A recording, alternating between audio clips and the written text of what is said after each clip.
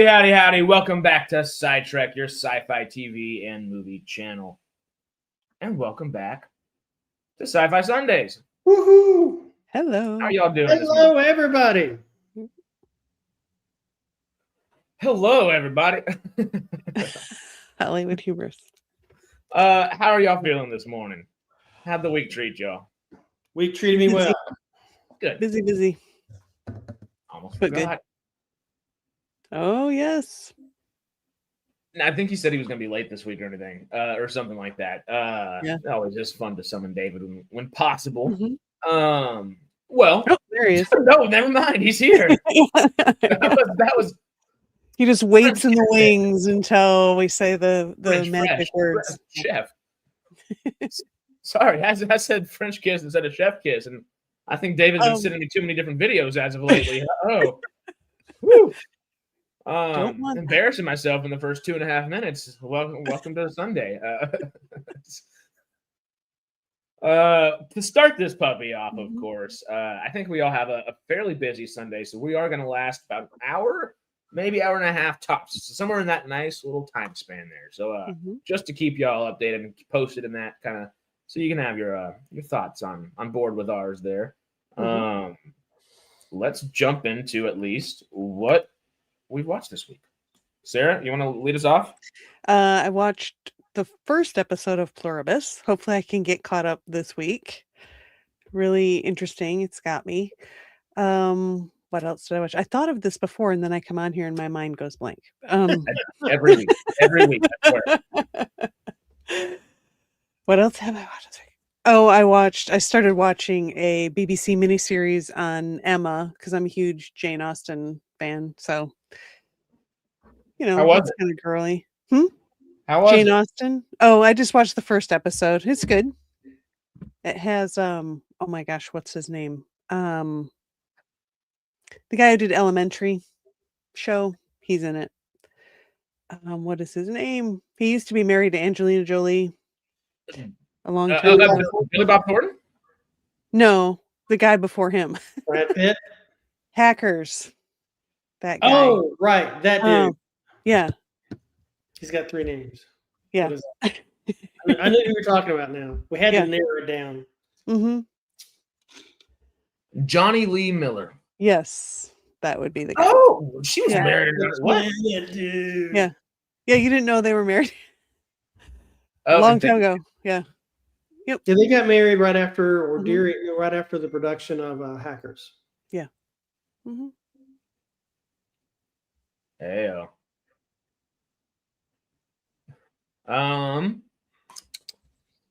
Is that, I guess, all you've seen the week? We watched a little Farscape and some Fallout, huh? In Farscape and Fallout. I guess I've been rewatching a little Stranger Things because I've been doing some videos on that, and hockey, of course, always hockey. Well, real quick before we jump to Stormy, just to address it as we have the last few weeks, StreamYards on YouTube has been trying to do a couple different versions of streams. So there's 2 versions of the same stream. If you're not feeling the vertical version, you can go to the horizontal version. There are 2 versions of the same stream. You can just check on our channel. It should pop up. Wild couple by all accounts. Yeah. Yeah. I don't think they were married that long, were they? No. But yeah. Yeah, that's crazy. I thought you were breaking Stormy back on an easy last week with a 3-hour stream. I was waiting for a 6-hour stream today. Well, you never know what's going to happen next week. If you want a 6-hour stream today, just watch this one 6 times. There we go. There you go. Or 5.3 times. Or just get caught up. Or just get caught up on Professor Cringe. That's acceptable. There's a lot of options. Yes. A lot of options. You can go Mojo Zoo, Professor Cringe. You could even go Sarah 6226. Which that's probably going to be changing, but so many options right now. But anyway, Stormy, what options did you option into this week while watching? So I got caught up on Pluribus. Ooh, oh my God! Everybody besides me and me. I've only seen 1 episode. Well, I was down 2 episodes, so I had to get caught up. But it continues to surprised in a very Vince Gilligan kind of way. I caught up on. I watched a little bit of, I guess, season 2 X-Files because I could. I watched season 1 and season 2 of Stargate SG-1, starting on that, starting down that path for binging again. You know, Tron Ares. I watched that, and then I got on to. It's not exactly sci-fi, but I started watching Last Frontier on Apple. It was like a prison break kind of movie. A lot of CIA intrigue, and it's okay. It's okay. Okay. Then I actually finally got around to watching. What was that, Sarah? I was asking, is Johnny Knoxville in there? In that movie? Don't think It so. said he was on the cast. That just cracks me up. I haven't seen him in a movie. Maybe, but I haven't. I mean, I've only seen like the first 2 episodes of it. And then the last thing was I finally watched Formula One with Brad Pitt. How'd you like that one? I actually kind of did. I mean, it gave me a better appreciation of what F1 is. The story was, the story was about the same thing as what was the name of that movie? There's a lot of racing movies that's the same kind of theme. What was the one I was going to mention? They've talked about crossing over with the old is it Days of Thunder or what's the old Tom Cruise racing movie? Days of Thunder. Days of Thunder, yeah. What was his name? What was the character's name? Something Rick Trickle or something like that. I don't know, but if it is, that's the best name ever. I want Rick Trickle and 50 Adventures with Rick Trickle right here, right now. What the hell was that name? Cole Trickle. His name was still Trickle. That's the worst, but Rick Trickle's amazing. Cole Trickle. I knew. Yeah, it was predictably Southern in there. Yeah. Did you? Was it the first time you saw Tron Ares as well? No, that was a rewatch. Okay. Yeah, no, I remember you went to the theater and you took a picture about nobody was there, right? That was for Tron Ares. Right. Yeah. Was there. Yeah.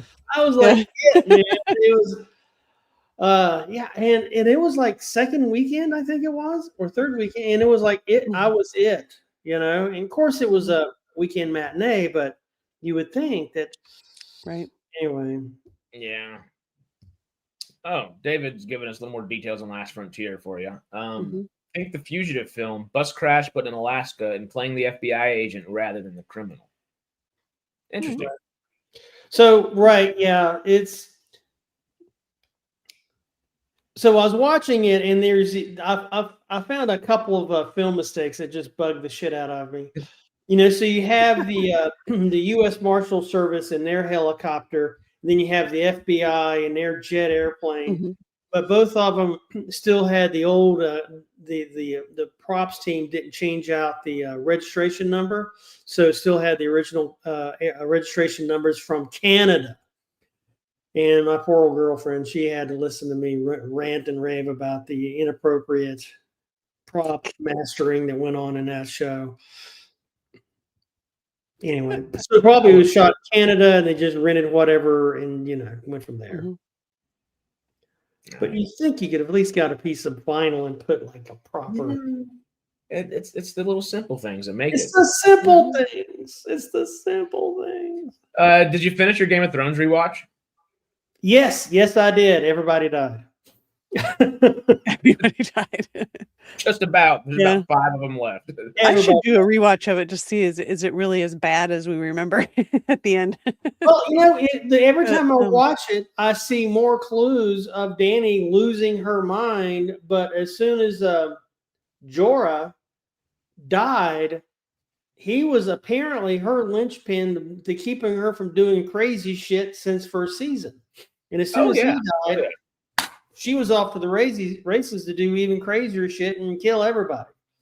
He was like one of the things that moderated her behavior. And So yeah, I get a lot of people are all upset over the last couple episodes and her burning the town to the ground, but the clues were there and they weren't well hidden. I mean, it was, we're going to kill all the masters and we're going to kill this person. No, we're not going to kill you. Do you really want to be the queen of the ashes? Yep. And yeah, she did all along. It's just everybody else tried to keep her alive and keep everybody else alive. And I think she was mad from the get-go. Not as mad as the Mad King, but she was mad from the get-go. It's just, I don't think people are upset that Danny did that. I think they're upset the way the filmmaking part was handled for the last 2 seasons. Because talk about thin plot or paper thin plot. They just kind of dropped a solid half of the plot threads they had from the first 6 seasons in the last 2. They didn't give themselves enough time, and HBO didn't give them enough time in 8 episodes or 7 episodes and 8 episode counts rather than the 10 episodes they'd had for 8 years prior to that. And they tried to wrap up George R. R. Martin's epic with half, or I guess 4 to 5 episodes less than what they could have. Yeah, right. I really think, don't think that I'm bashing on Martin, but I really do think HBO should have given them the runway they needed to tell the story. I mean, that kind of mismanagement of the franchise is how we got Firefly only 12 episodes. Well, I don't want to bash on Martin either, but I think the guy needs bashing on at this point because I don't know how else the guy's ever going to finish his novel. And it's almost, excuse my phrasing here, but George R. R. Martin has blue-balled the entire literary world. 15 years now. Yeah. How many books? How many books we publish? My first college English credit is a Game of Thrones writing class. Really? I will forever feel like it is incomplete because he has not finished these books. I'm like, I don't care if I got the credit or not. Like, it doesn't feel right because he never finished it. Yeah. I mean, I want to, I'm pretty sure he had an outline for how this is all going to go down, but still, it's like, even with all a lot of the nuances of whatever his final book's going to be, it would never have made it to the HBO show. Still think, HBO should have given him another, another 5 episodes across the last 2 seasons, 6 episodes long. Easily. I mean, it could have been a whole new season, but it's screwy. At least House of the Dragon, that season 1 particularly was really good. Season 2 wasn't as good as season 1, but had some damn good moments. That finale was the season 1 finale was also gut-wrenching. Hey, you know what I really want to see out of a spinoff from Game of Thrones? I want to see what's going on with Arya. She went off to find Westeros, and I want to follow that journey. She was probably one of them. The Imp was my favorite character, but Arya was my second favorite character. You very well may be in a good spot in a couple years then. Oh, I hope so. Because I did just announce a bunch of other Game of Thrones projects, and it very much looks like Arya sailing I was about to say the 7 seas, but no, sailing westward. Very well may end up being one of the spinoffs they do. Kind of, it seems like in lieu of the Jon Snow spinoff. So we'll see. Maybe that's a good way to do it. One of my favorite characters that just never got the love that he needed in Game of Thrones was oh God, what's his name? I almost called him Gendry. It's Gendry, the blacksmith. Yeah, the blacksmith. The bastard son of Baratheon. Yeah. Cool. He's awesome. I like the actor. He looked like a young Christian Bale a lot of the times too, which was fun to watch. He does, doesn't he? But anyway, Game of Thrones and everything. I'll speed through what I've watched this week because it's a decent amount, honestly. I started and finished the entire series of Plebs. It's a very short series. I guess I started it last week. The end of this one, Plebs, which is plebeians. It's a Roman series. It's a comedy. Hilarious. Check it out. Farscape, Fallout, of course. Been watching Stargate in the background of stuff. Been setting up a bunch of stuff out here for this big old variety show we're throwing here today. So had some Lord of the Rings on yesterday in the background. Had to go Fellowship, you know. Mhm. We may have the other two on in the background today. Besides that, I didn't go to the movie theater, I don't believe, but I did watch the new Knives Out movie with my roommate. And it was really good. I actually think if we're talking pure film, my favorite goes to the first movie still. Knives Out was just, the ensemble was iconic, and it was just such a great time. And I don't think we would have gotten this movie without that movie. So I think overall, I still think the first movie's better, but the third movie is leaps and bounds better than is it A Glass Onion, the second one?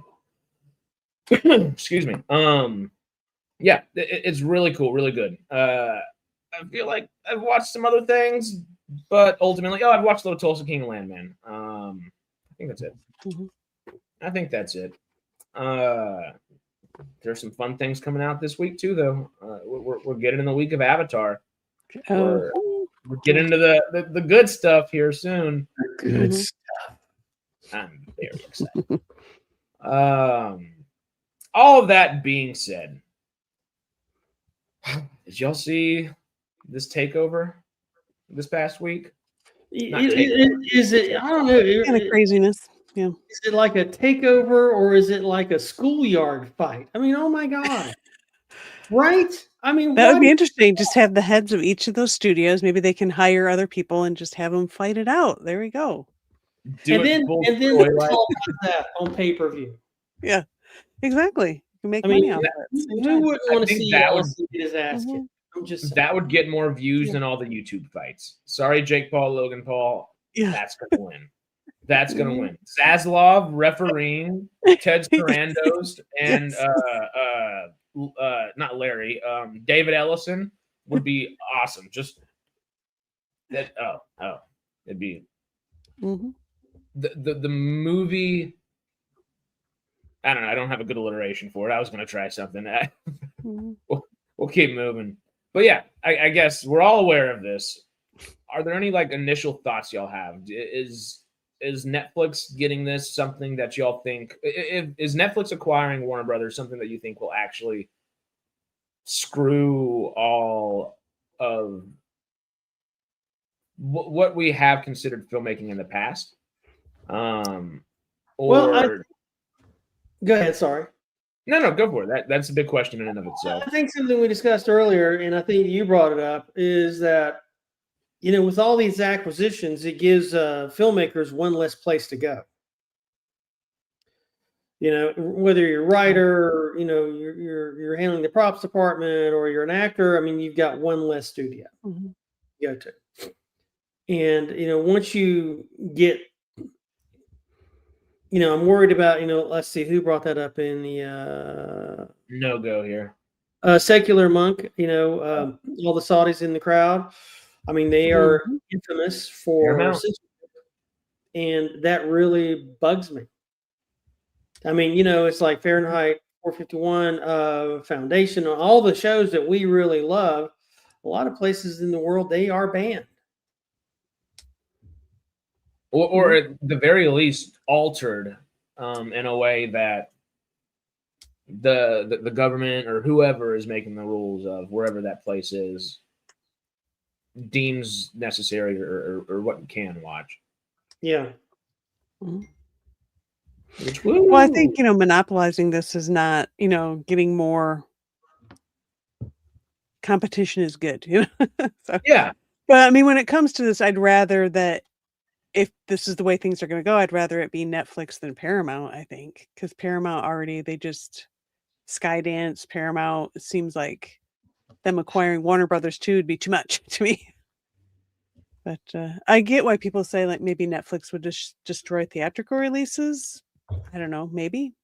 Well, I mean, I Hard to don't say. know. I mean, Disney put out Tron Ares, and I saw it almost right after it was premiered, and there was no one in the theater. So I mean, Is Yeah. Disney also destroying theatrical releases?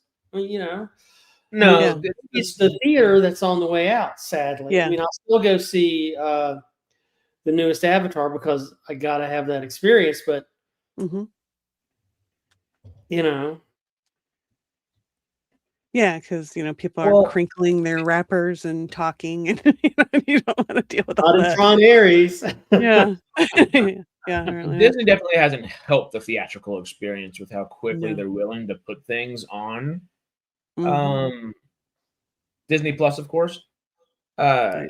The reason people are specifically afraid of Netflix getting it is they have the worst track record of putting anything in the theater. I think the longest they've had Mhm. anything in theatrical release was 2 weeks.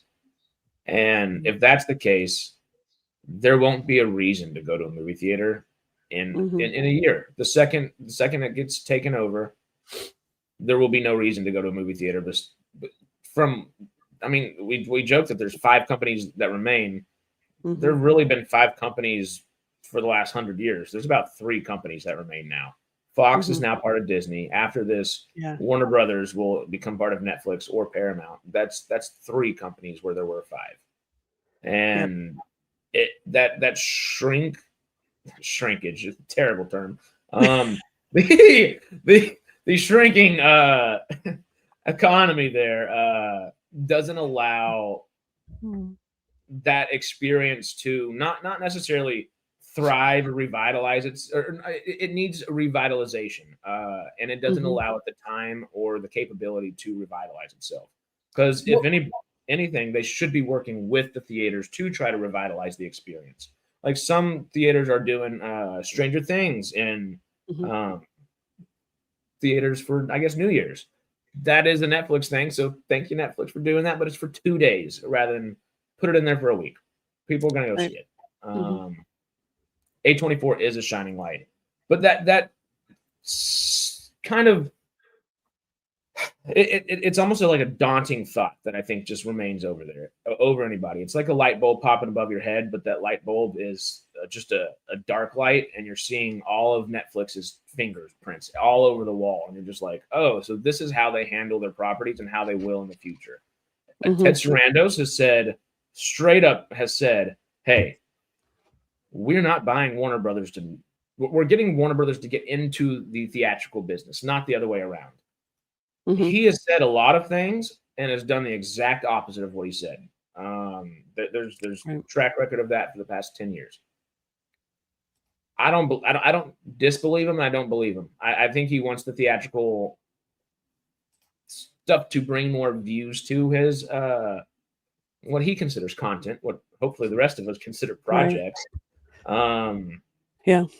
And it is 100% factual that if you put something in theaters, it gets more views on a streaming service after the fact. So I Right. understand the sentiment there, but if you only put it out for 2 weeks, and even if he extends it to a month, it needs Right.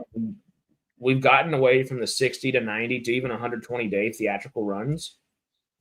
We know Avatar is about to be a 120-day theatrical run, and we're about to see Mhm. how much money it can actually make and how much.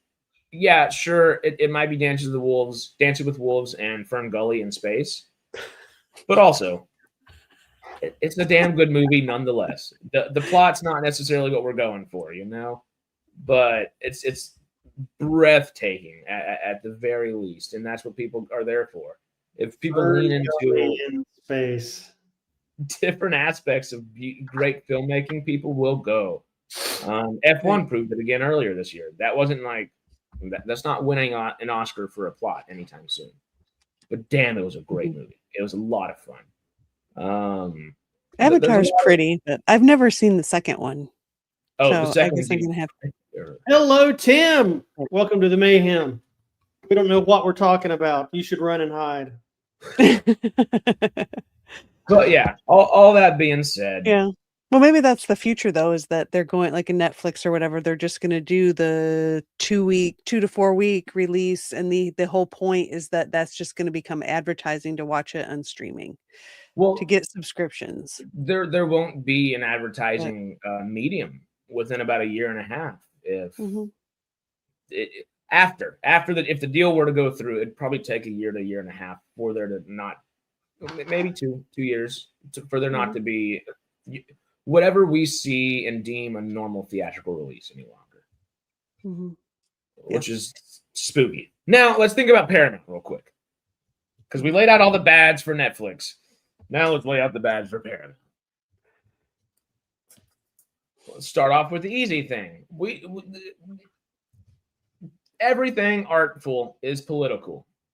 Don't need to hound on the politic aspect of this, but anything that has the Saudi investment fund and Jared Kushner being backed, I think Monk brought it up earlier, should at least make you question something, because that is a very, not necessarily one-sided political thing, actually, but right now it feels as so, and I think the current administration has made it seem and known as much like, hey, we want Rush Hour 4 ordered. You're getting that from the president. He gets Rush Hour 4. Like, hey, I'm all with you. I want Rush Hour 4 all day, but that's an interesting way to approach getting it made.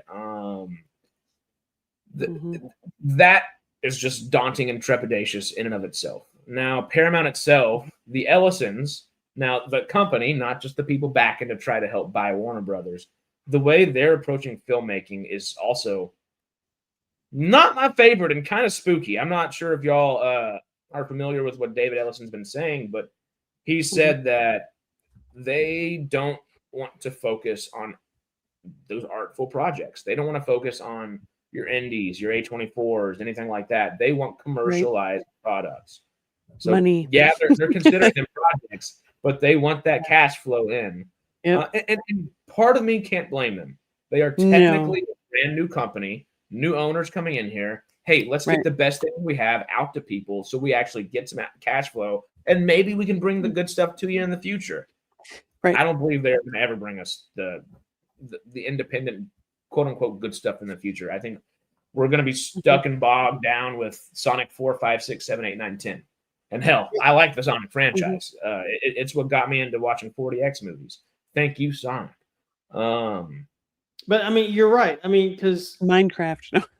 creating a new IP is insanely expensive. You know, so you'd always want, whatever franchises you have, you'd want to build on those, whether people want to see them or not. And then it becomes a corporate boardroom decision, not an artistic one, and that's how we're all going to get fucked. The two closest things I think we've seen to that this year are, well, they'll get Transformers and G.I. Joe and stuff like that out too. Don't you worry. They're going to be on that. But I think they're cautious in the way they approach that right now, since they haven't been known to make Transformers isn't like the big breadbasket it was a couple of years ago, That's kind of burned out, it seems. We'll see how they actually approach it. I totally. What did you just say, Stormy? That I started thinking about Transformers. Oh well, it was just like launching a new franchise is always hideously expensive, and so if you want to say, if you want to do a corporate, if you're just making corporate decisions, you're going to go to the franchises you already own, and that kind of, I mean, because then you're making films, from boardroom decisions and not from artistic ones. Yeah, before. And I just want to say that if you've got an MBA, you shouldn't be making artistic decisions. I'm just saying. If that's the best you can do in school is a MBA, which is probably one of the most worthless degrees in the world, stay away from the art kids, please. Love of God, leave them alone. Yeah. Yeah. Well, let them cook. Seemingly the only new franchise that is, or not, what seems like it is going to end up a franchise. The only truly new property that's made the waves this year, outside of F1, which very well may actually be a new franchise. So there might be two. Those two might be the Sinners and F1, I think, are the only two films this year that have proven that, hey, you can still do it. It's freaking hard, but you can still do it. The other one, I think Predator Badlands revitalized the franchise in a new way, which was good. I don't know if it made enough money to be considered a smashing success. Yeah. But it showed what can be done with the franchise, and I think that excites them, at least for what's capable going forward. don't know if anything else is really. We've had a lot of really good films this year, but I don't think anything like franchise-wise has moved the mark outside of maybe Inside Out 2. I forgot about that earlier this summer and stuff, but yeah. 3 years between series. That doesn't help anything either. No. But yeah, the theatrical release under Paramount is going to be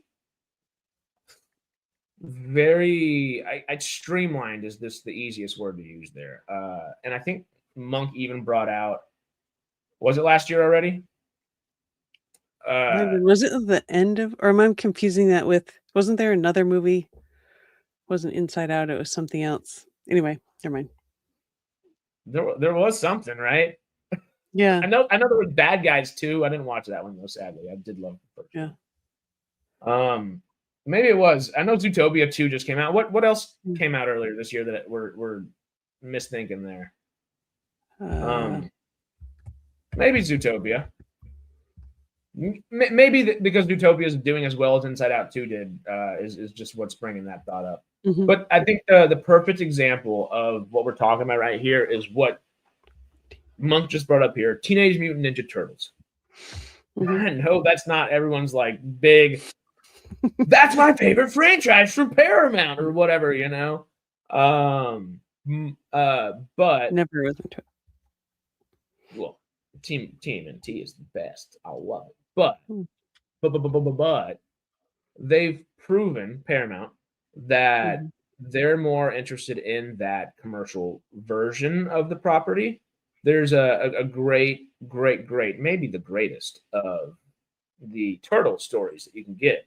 Michelangelo, the silly pizza guy, cowabunga, yada yada guy. He's actually the last surviving turtle and ends up like it's a super gritty story, very dark, very bloody, and it's a beautifully told story. It's called The Last Ronin, and they were going to make a live action one of it, and we're in the process, pre-production process of it, and I think part of the production process of it maybe. And after the Ellisons have taken over, they said, nope, we're scrapping that, and we're doing all Teenage Mutant Ninja Turtles. Which is good. I mean, there should be. This is a big property for them. It's a new kind of head of company coming in here. They should revitalize the Turtles. That doesn't mean you can't have a separate story over here too. That doesn't correlate with that one. And it shows that they're going with what they believe is going to be most commercially successful, rather than maybe the more niche aspects of different properties. Netflix, at least, we've seen, is very willing to spend some money on a lot of different things and try the niche stuff out. Yeah. So there are ups and downs to both sides of things. Netflix might kill the entire theatrical process. They say they're not. Yeah. But can we actually take Ted Sarandos at his word? He's proven time and time again it's hard to, at the very least. Paramount wants to kill the artistic side of projects and streamline, not necessarily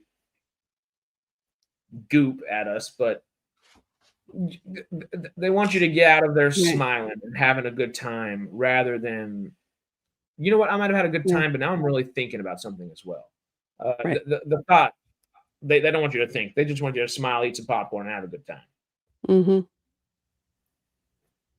Monk brought up, this is why I was hoping that Comcast Universal would have won. I don't know. The debt consolidation would have been insane there. But yeah. I know that was just a lot. That was me going on for about 10 minutes there, just kind of laying out all the different things for both. But after just thinking about it like that, chat, y'all, Sarah, Stormy, do y'all have any other thoughts of just what this could mean? Well, I guess for me is like what series and what projects are we going, and what franchises are we going to have to sacrifice to satisfy these billionaires? You know, I mean, we just did. I mean, how many years did it take us to get Stargate back on the map? And you know, I mean, we're all these franchises are one merger away from getting canceled. And you know, it's I mean, even the media gods like Disney. I mean, they kind of screwed up Star Wars in a couple of ways. Yeah, they did. It's like Acolyte. I mean, Oh God, I forgot about that. oh well, let me remind you, Sarah. Let me make that was last year, right? But like here we have Disney put out Acolyte, and it was just now if it was a separate movie that had nothing to do with Star Wars, it'd have been an okay movie. But here we just have a video for Jedi that kind of was involved in a cover up, But then they Disney produced Mandalorian, which there wasn't a lot of Jedi in it. And then you get Andor, which was one level above Mandalorian, and there was like damn fucking zero Jedis in it. So the stories are there, but it's like we are always one merger away from losing our favorite franchise. Yeah, I agree. I feel. Yeah. Maybe but with Acolyte, we did get a lightsaber whip, so But they would have that in all it was used for was to cut a cockroach in half. Didn't we have lightsaber whips in the last 3 Star Wars movies? No, we had like crossguards and interesting things. Right. Yeah. Like the battle where they just to stay on the franchise thing that you're talking about right here. And to try to give folks a little perspective with it as well as the second either, and we kind of hounded on it earlier. There were 5, and instead of then there were 1, now it's 3. They're Highlandering it just a bit. There can only be one, and they're all going to keep consolidating smaller and smaller, but larger and larger at the same time. And as that happens, though, let's just put this. Here's a question. Let's say Warner Brothers and Paramount, they win. Paramount wins the hostile takeover. They get together. Now it's Warner Brothers Paramount, or Paramount Warner Brothers. Who knew the Warner Brothers were that Paramount? And who knew Paramount was, I don't know. I was trying to make an alliteration. Didn't work that time. It just seems like Paramount's trying to be Disney.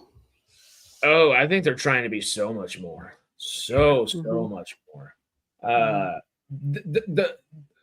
This will put them on a very similar, I think, footing as Disney. If they try to be Disney, they're opening up a theme park too. Don't know when and where, but that's a very viable thing too. That's something we might be talking about in a year or 2, But let's just say Paramount has won the hostile takeover. They have taken over Warner Brothers Discovery. Right. 2 of the largest studios on the face of the planet. The whole universe, for all we know. We don't know if aliens make movies. They're now 1. Only half of the franchises. Let's just talk about the franchises still. Only half of the franchises can come out next year now. So let's just say that their hostile takeover happens right now today. So next year, are you picking Sonic or Harry Potter? Next year, are you picking Teenage Mutant Ninja Turtles or are you picking a DC movie? You can't do both. It's too much because it's now your own company cannibalizing the amount you can do. You can't create that much. It would be irresponsible to, for fiduciarily at least. So, what do you do in that case? Y'all picking Harry Potter or Sonic? YouTube. At that point, I mean, hopefully Harry Potter for me, but. Yeah, I'm with you. But David said anything over Harry Potter right after. As I just say earlier. Sonic, no, not for me at all. Well, do y'all find that something scary? I know you were just kind of going on that, Stormy, but that I think just kind of hounds the point in a little bit of either way. Let's say Netflix takes it over. Now, okay, well, Netflix taking it over would be a little bit different. For theatrical releases. You're only going to get half. Right. Let's call Right. it right up. Okay, Right. so all of the Netflix properties, you might get one or two more on the theatrical screen, Mhm. and you might still get most of the Warner Brothers properties out there, but they're going to have to take a couple back. We'll probably keep the DC stuff out there, probably some Harry Potter stuff, probably some of their bigger franchises. But Mhm. hey, if we were ever thinking of a Game of Thrones movie, we're not going to put it out there, or whatever they end up deciding not to do in that aspect of things. The other worry then would be, is Netflix just going to make a bunch of TV movie style movies?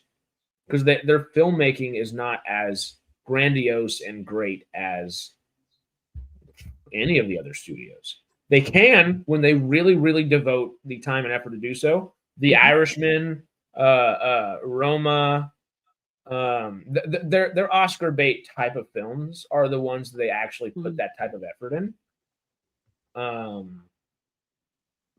And those are beautiful, but they're not willing to do that for much. It's very far and few between. Do y'all like having the amount of projects you get to see, or maybe Netflix would become a little bit like Disney Plus in that sense of, hey, let's just vomit out everything we can onto Netflix, and maybe we'll put the smaller things in theaters for 2 weeks and give you the bigger things for maybe a little bit longer, just to whet that appetite. Would that feel satiable? Well, I don't know about I don't know. I don't think it would. But one thing, we're looking at, what would happen? What would Warner Brothers do? Would they retract, not have as many things on screen during a year? But that doesn't mean that somebody like Disney wouldn't fill those slots. Right. I mean, they would, because right now, all of these companies compete for a finite number of screens. Mhm. So if there's more than one, company that's backing out of the screens, that means there's all these other screens available.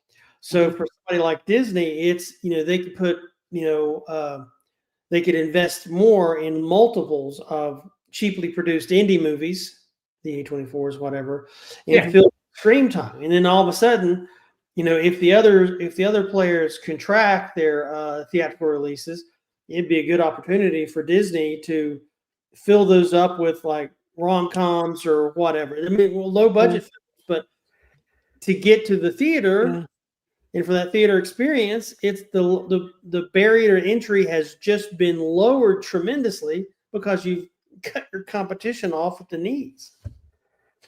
Right. Yeah, it's lowered for the audience, and for new filmmakers has doubled. Yeah. Well, the tools have gotten cheaper than it was. I mean, no one has to run around and get an Ariflex 35 BL, which was what, $65,000, and that's not including the lenses to make a movie. Now you do it with your cell phone, which is incredible. Yeah. 28 years later. I mean, they got some expensive lenses to put over iPhones for that, but still significantly cheaper in that sense. Yep. Nikon or Canon, they're making movie 8K plus digital movie cameras now. That swap out with already available theatrical glass. So yeah, I mean the below the line costs have really, really shrunk. There are, yeah, and if you can find there are ways that you can find some of this equipment for a lot better. But those larger studios are not doing it that way, sadly. No, they're not. No. Sarah, do you have any just general thoughts on all that? Well, kind of as I said before, I think having less competition is never good. I think overall, I would rather have Netflix than Paramount win that, just because I think that just spreads it out a little bit more than having it be so consolidated. Yeah. Do we know for sure that Netflix isn't wanting Warner Brothers to put more theatrical releases out? We're saying less, but I don't know. I guess. Well, that's what they're saying. They want to put more out. Right. So I mean, they're trying to be more of like a real studio, I guess, rather than just a streaming service that makes movies. Well, I mean, and I guess we'll see what happens, but it seems to be the consensus seems to be don't think that Netflix would really do that. They've But said it's hard to otherwise. say. It's if we can believe Mhm. the old CEO, Ted Sarandos. Mhm. And track record doesn't make you want to say yes. Mm-mm. My heart of hearts wants to say yes, Mhm. but track record, trust, Right. but verify. There's not Yeah. much you can verify there, you know? Right. And that's just the simplest way Mhm. to put it. I don't think Right. Ted Sarandos would even argue that. He'd be like, "Oh yeah, my track Right. record's not the best, but I Right. promise. I'm telling you, I Right. promise. Like I'll shake your hand. I'll look Right. in the eye. Oh Mhm. yeah, but I did do that last 3 times too. Yeah. Oops. You Well, I think know, unfortunately with all this debt and everything, they're probably gonna be very focused for at least a couple years on just making money and not worrying about art pieces that don't make anything, you know? yeah, Netflix Hopefully, and they come back around to that once things kinda get sorted out or whatever, but Yeah, yeah, it's gonna really get on the nerve there. It's the debt.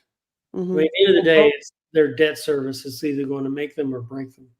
both Right. of them are less debt consolidated. That was why it was weird that Mhm. Comcast Universal was trying to come over there and buy it because they would have just Right. doubled or if not tripled their debt. Right. But yeah, it feels like MGM and Amazon all over again. Mhm. To an even more grandiose scale, sadly, though. Yeah. Like twice the grandiosity, which is not necessarily twice, but like Mhm. 1.5 to 2 times the grandiosity, Right. somewhere in that range. And we haven't even really talked about them like that, how that's turned out, how long it took but it took so long for Stargate because they just had seemingly the wrong people had different motivations to get it going or whatever, but I mean, we are really just kind of starting to feel the MGM side of things from Amazon kind of take fold. Like Mhm. MGM, even though it's not I think one of I don't know how they count it, but they're part of the Fallout process. They're part of a few other processes on Prime proper, and I think Right. that's a great thing. I think that's a really good thing. Mhm. So just something Stormy touched on for a second here.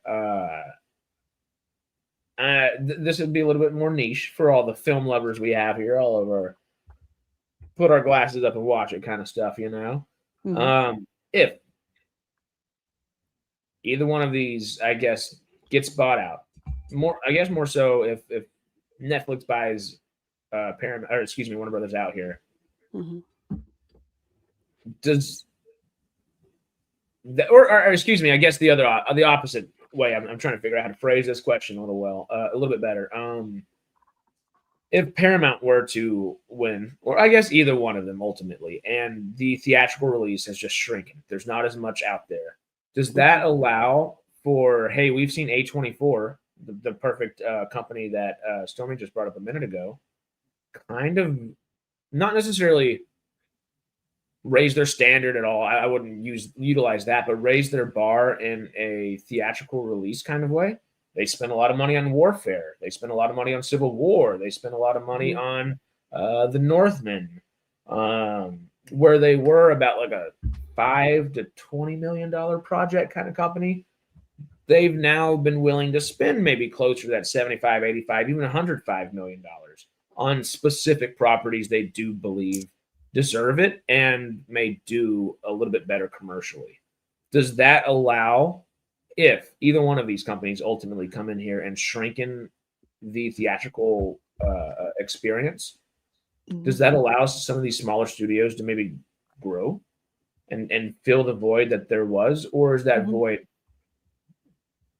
grown too large for that to Well, ultimately make much of a Well, the difference? theaters need movies to show to stay in business, so they're gonna have to get movies from somewhere. But will people see them if Yeah. everything's going to go straight to one of these other things? well, if popcorn's Right. not $3 a bucket, you know, I mean, Yeah. everything's gone up, Mhm. all across the board, so if theater owners can figure out a way to bring the cost of bringing your family out, if they become a price leader in family entertainment, and that's going to mean lowering their ticket prices, lowering their concession fees, then I think there's a buck to be made. You know, But it would definitely be. I mean, there's always somebody that's going to try to figure out a way how to get more productions in those empty screens. And I mean, there's lots of movies I'd like, and I go see a lot of movies that are remastered for the screen that hadn't been out in 20 years or whatever. Right. Because I want that theatrical experience. No matter how big of a TV I can get at Best Buy, I still want the whole thing. And so for certain movies, there's a lot. Amazon especially has a huge catalog, and so does everybody else, of old films that, I mean, I can, there's not one Steven Spielberg film that hadn't been released since he was a student that I wouldn't go see on the big screen. I mean, he's got a huge catalog. I mean, I would love to go see THX 1138 at the theaters again. I mean, so there's the catalog is there. And even if they do it for 1 week or whatever, you've already done the production costs. You may have to do another film transfer or digitization, and most of the films have already had that have been digitized. For Blu-ray and more. Oh yeah. And so, I mean, I think they have the catalog certainly to put second runs up in theaters. I mean, my God, the first Star Wars film stayed in theaters until the second one came out. Well, the first 3 weeks of January, they're re-releasing for the 25th anniversary of Fellowship, Lord of the Rings, one each week. I'm so excited. Guess who's going to be there? Both of us in a heartbeat. When are I want to go see that. When is that's supposed to be in January? Cheryl will be there too. In January they're doing that? I don't know if it's the first, second, third week or the second, third, fourth week. I think it's the first, second, third, but I might be wrong. Okay. It's all three at once, or is it? No, it's week by week. 1 week, right? Oh, okay, but it's the extended versions, right? Oh yeah, I think so. I'm pretty positive. Yeah. Which it should be, of course. Yeah.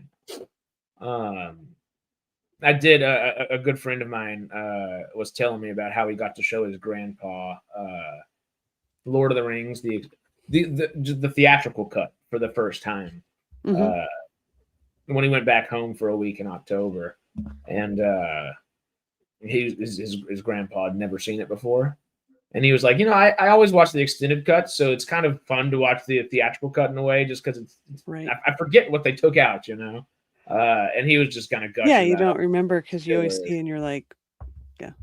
Anyway. When can we have another Lord of the Rings? Dune's the closest we've gotten. Right. Come on. Well, we had that. What was it? The animated film. It wasn't too bad. War of the Ring. Yeah. I still haven't seen that. Was all right. I have a poster for it. I never saw it. Oops. They hand you free posters at the movie theaters. Go to the movie theater. It's worth a watch. I will. Mostly just because I know Eowyn does the voiceover and narration for it all. Okay, so here's the dates for the extended edition, new theatrical releases. January 16th for Fellowship. Oh, it's later than I expected. Yeah, January 17th for The Two Towers. Oh, day by day. January 18th for Return of the King. And then they have, for these, Harris, I'm pretty sure you've been to these D-Box theaters that have the... Oh, yeah. So those are always about, for those seats, it's January 23rd, January 24th, and January 25th. Wait, they're doing Lord of the Rings 40X and D-Box? Yeah. It's typically like a week later than the regular theatrical. Yeah. But yeah. Oh, my heart is so happy right now. I'm not even fully awake right now. I am now awake. Oh, I'm so excited. I'm giddy. I'm giddy now. Oh my God. Let me just read the description here. So if you haven't tried D-Box before, oh boy, we think some of these screenings will have this available. The Mines of Moria quake underneath your feet. The Balrog roars violently through your seat. The cavalry charge at Helm's Deep moves your entire body. I'm so excited for that. Oh. And the troll hits actually jolt your chair. And this is from the OneRing.net. Right. Oh. You all right I'll here? have to see if maybe my daughter and I can go see that because I don't think she's seen it. We have one of those theaters around here, but I think it's like in Bellevue or something. But they're so good. One of my good friends who's helping host this old variety show that we're being the venue for today. He went to go see Zootopia 2 in 40X, and he's literally every time I've seen him for the past week, he said it's the best thing I've ever seen. Like I just can't get past how good the 40X stuff is. I don't know how good Zootopia was because I couldn't get past the 40X aspect of it. I need to go see the movie again because 40X was just so fun. I was like, good. Now I'm getting you to see every movie possible in 40X. It's so fun. Oh my god. What were we talking about? You have to wear Depends to go see Lord of the Rings. Yeah, I'm okay with that. I'll wear them. I'll bring back those. What kind of popcorn? Sit on a bucket. What kind of popcorn bucket or do you guys think we'll see? Sorry, say that again. What kind of popcorn buckets do you think we'll see for this? I mean, you think it'll be like? Oh, they always have those cool popcorn buckets, and yeah.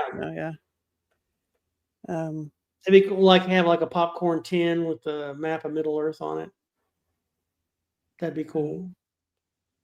Instead of popcorn butter, right goblin butter. Tasty. Sauron's head. Sauron's head would be hilarious. Oh no. Oh. There we go. Right, yeah. Now you're talking. I don't know what I did. I'm pressing back. Pressing back one more time to be okay. What? I did something. This is why I'm not in charge of. Oh, that was for War of the Rohirrim. That's what they had. Okay. Yeah, this was the Rohirrim one. It was actually pretty cool. Oh, that is. Why would you want a hand? It just seems like if you're sitting in your seat with the. Well, yeah, it didn't make a whole lot of sense for the movie theater itself.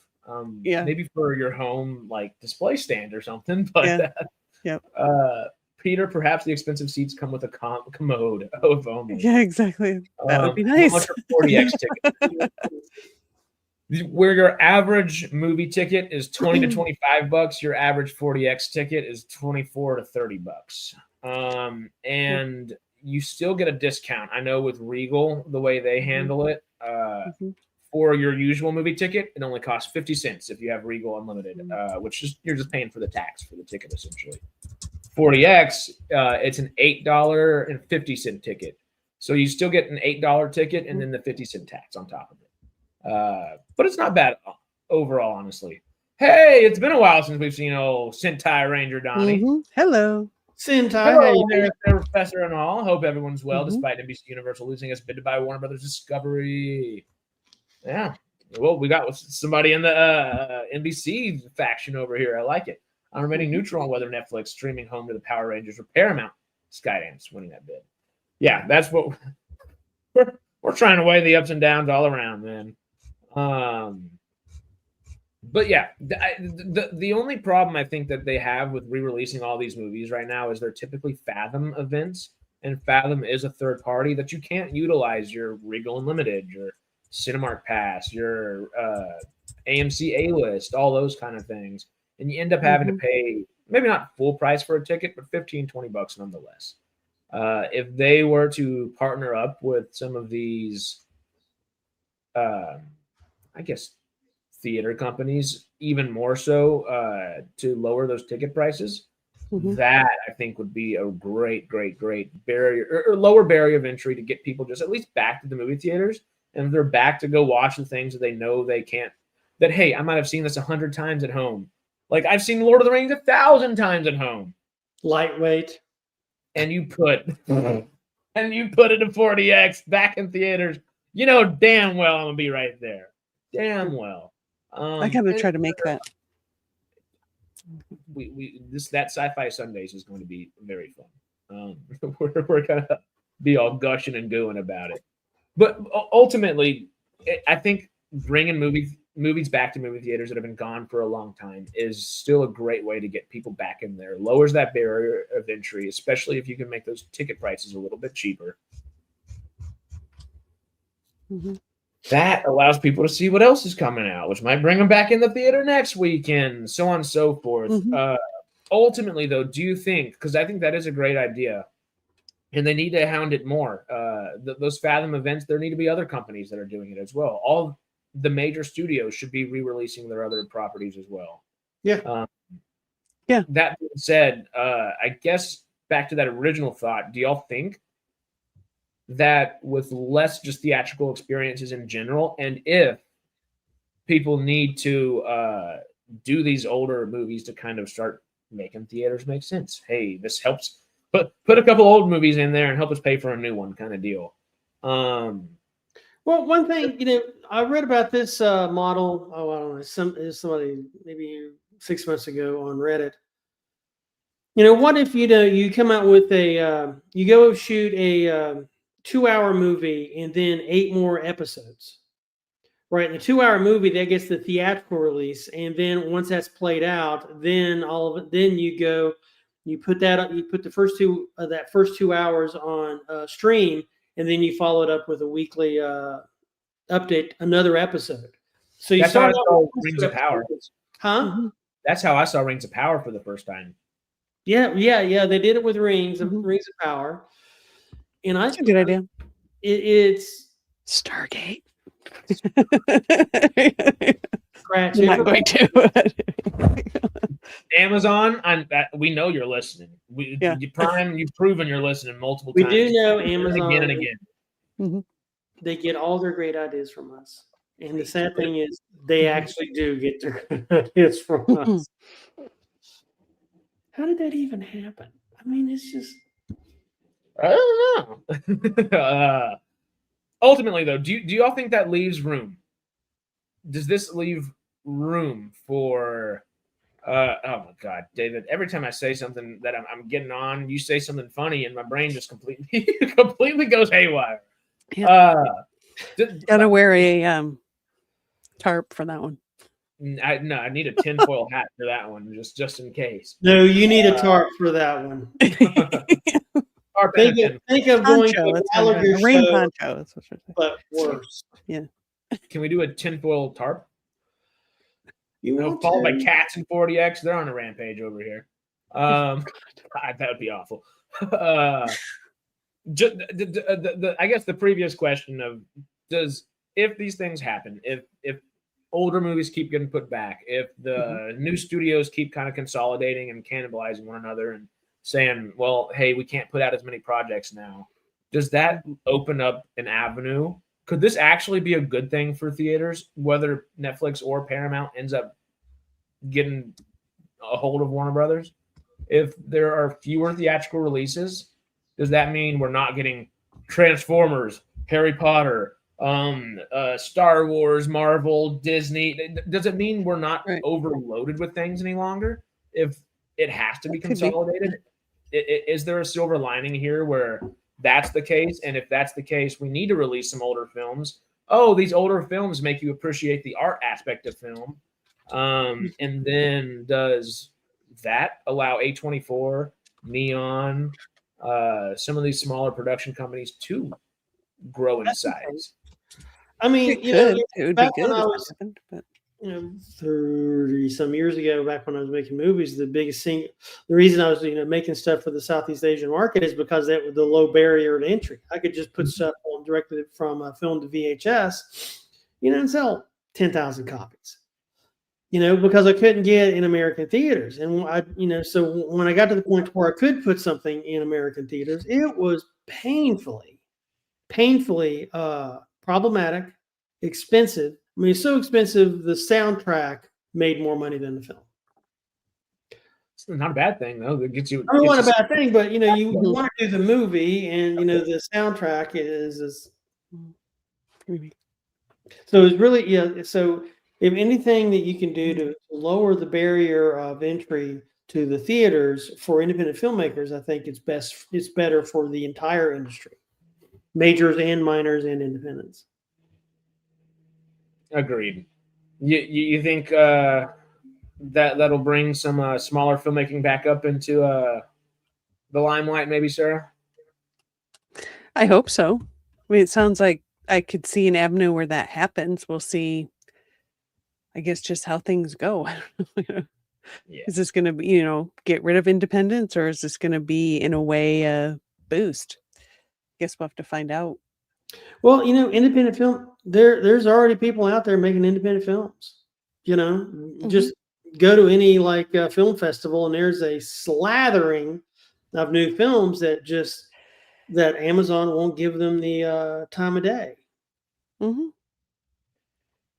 As scary as either one of them taking over Warner Brothers Discovery is, the silver lining that it could bring the theatrical experience back is something that I don't think has been talked about much, because either one of these companies buying Warner Brothers Discovery is pretty scary, and it's monopolizing in one way or another. Does that monopolizing actually leave part of the market open, though? To a degree. Yeah, I mean, the thing that you're doing, they're monopolizing on currently produced franchises. Even if it's just they got the book, the movie rights to a book, they haven't produced a movie, they still have that IP locked up. Where and this is how George Lucas became a billionaire, is like, he was an independent filmmaker. He retained all the rights to the sequel, the marketing, the toys, and everything. And there's going to be somebody that comes along with a really good story, and imagine like somebody like this, they go to Sundance, they show it, blows the audiences away, and instead of like Paramount getting the rights, what if Regal gets the rights to a movie? Show. Right? It doesn't it's let's I don't know, Crow Wars or whatever. And it does well at Sundance or whatever film festival there is. Well, what if Regal starts competing with these titles? That they get distribution of the film as opposed to Amazon or Paramount or somebody else. What if they start stepping up to be a distributor? Because that was a thing 100 years ago. I think there's still a lot of laws that thwart that from kind of taking place, but it seems kind of like things have possibly started to lean back towards that kind of being a possibility to a degree. I think they would have justification to do it these days. Netflix is the closest, because they own a couple of theaters, and I guess Disney owns a few. They have the El Capitan on Hollywood Boulevard. Right. Netflix, the Egyptian Theater. I don't know if they own the Cinematheque or not, because it used to be related to that. Gotta get out of here, guys. So yeah. So I will see you around. See you, Sarah. On Farscape Patreon? Yes, tomorrow. I will be there. All right. Bye. Bye. See ya. Totals. So anyway, the because they're not a studio. It was the studios owning. It's like if Amazon owns studios, that's a problem. This is a theater chain getting the rights. They're competing with the studios. Yeah, I wonder if they got the distribution rights for older films, they could start doing that themselves rather than if the main. I mean, all the old movies are owned by 3 companies now, so it's you're kind of back. It's not an easy answer, really. I might have seen this rant. I only watched one, or I think I only watched one this week of the old Campias. John Campia had a pretty good segment this last week on Netflix buying Warner Brothers. He talked about how if Netflix really wanted to get rid of the theatrical experience, they would just spend they would just spend $6 or $7 billion to buy the 5 major movie theater chains. I heard him say that, and I actually did see that rant. Again, there are laws in place to keep that from happening. There's a reason they didn't even attempt to try to do that. They couldn't buy one legally. It was a a good rant, and it was fun to watch. It didn't make a whole bunch of sense ultimately. There are too many. If monopolizing laws are about to be in place with what's going on, and they have to go through a process of, hey, can we even do this? The Paramount decree was overruled. They could do it. Which Paramount decree? Because Paramount doesn't own a bunch of movie theaters or anything. Netflix couldn't have bought all the movie theater chains in that sense. I don't think that passes any, or excuse me, not or Paramount, whatever. Netflix, excuse me. I'm trying to think about too many things at once. The Paramount decree is a historical court ruling that said the studio could not buy a movie theater. Yeah, but that's different than it was overruled a couple years ago. Netflix has been buying movie theaters, but like they're specific art house movie theaters. They're not allowed to buy like a movie theater chain like that. That would get into monopolizing territory, which would immediately have the same kind of governmental oversight that's happening right now with their deal.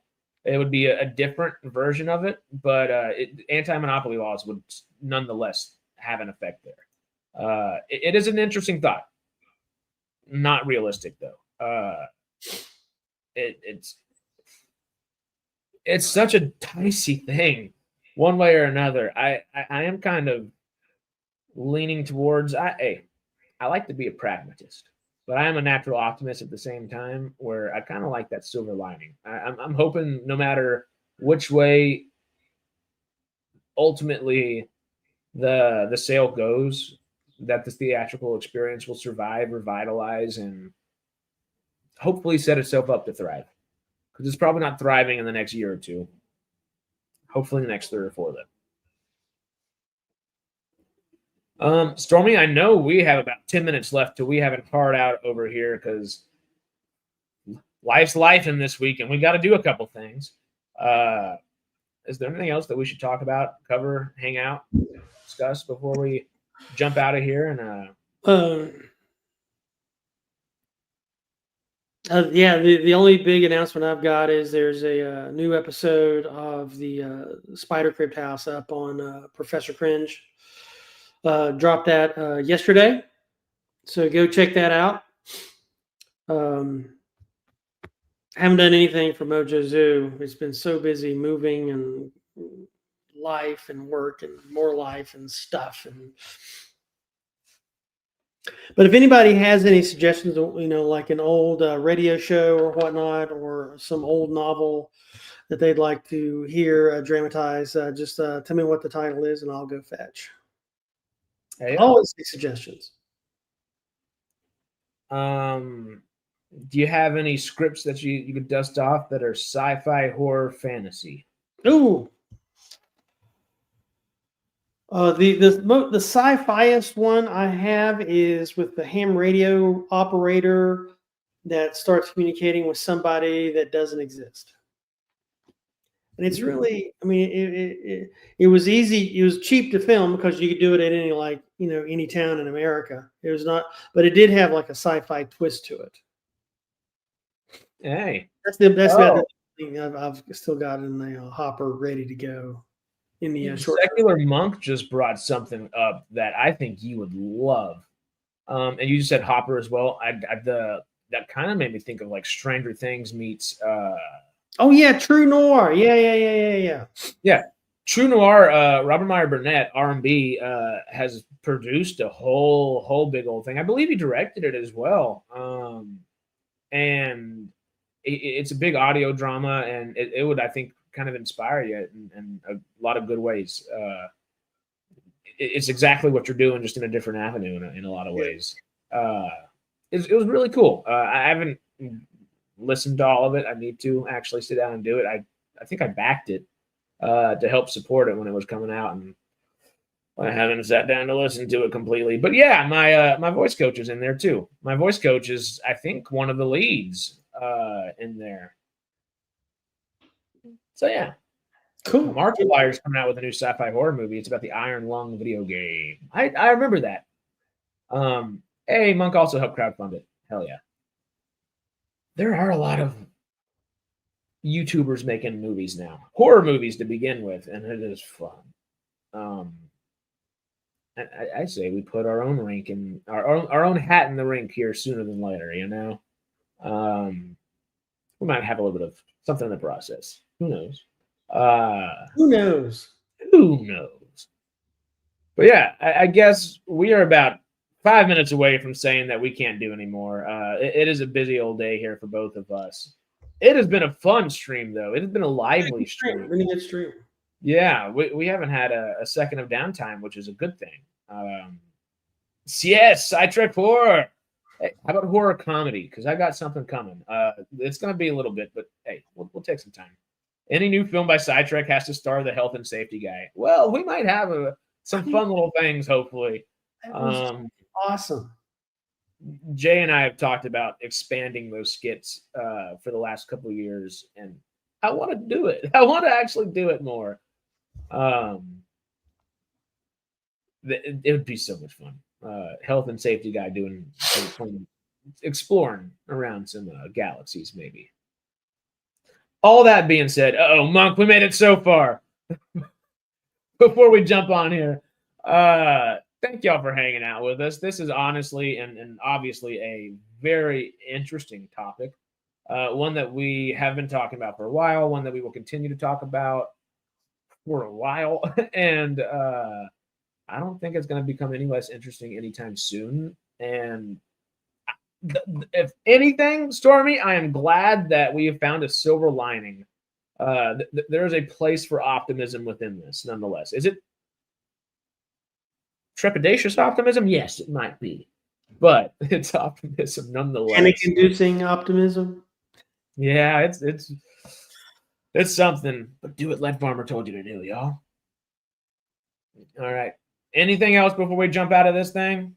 That's all for me this week. Well, this has been your Sci-Fi Sundays. You know we had a good time. We hope you had a great time as well. Hit that like button like Monk and Lead Farmer tell you how to do. Peace and bless. I can't even speak anymore. Peace and blessed be, y'all. Right back at you. Be you all. Right back at you. Y'all be good. Good night, good evening, and everything else that Jim Carrey says at the end of that movie. Love y'all. Bye. I gotta find the button. Where's the button? Actually, where the hell did the button go? Found it. Bye, y'all.